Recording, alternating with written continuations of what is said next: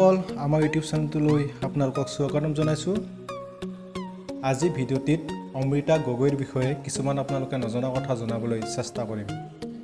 বন্ধুসকল, অমৃতা গগৈ অসমীয়া বোলছবি জগতৰ আন এজনী বহুত চৰ্চিত অভিনেত্ৰী হয়। অমৃতা গগৈ দেখিবলৈ ধুনীয়া আৰু তেওঁৰ অভিনয় বহুত ধুনীয়া।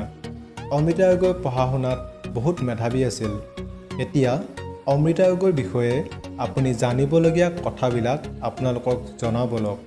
প্ৰথমতে আপুনি জানিবলগীয়া কথাটো হ'ল অমৃতা গগৈৰ জন্ম হৈছিল 1991 চনৰ 22 ডিচেম্বৰত আৰু তেওঁৰ জন্মস্থান আছিল শিৱসাগৰ জিলাৰ এখন সৰু গাঁৱত। দ্বিতীয়তে আপুনি জানিবলগীয়া কথাটো হ'ল অমৃতা গগৈৰ প্ৰিয় খাদ্য হ'ল অসমীয়া খাদ্য।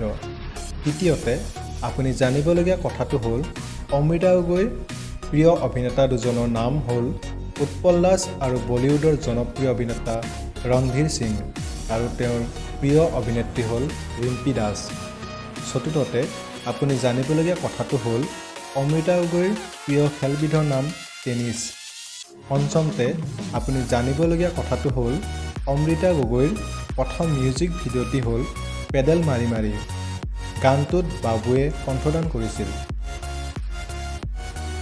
6 নম্বৰত আপুনি জানিবলগীয়া কথাটো হ'ল অমৃতা গগৈৰ এখন অসমীয়া বোলছবি অভিনয় কৰাৰ বিনিময়ত পে'মেণ্ট লয় প্ৰায় 1 লাখৰ পৰা 2 লাখ টকাৰ ভিতৰত।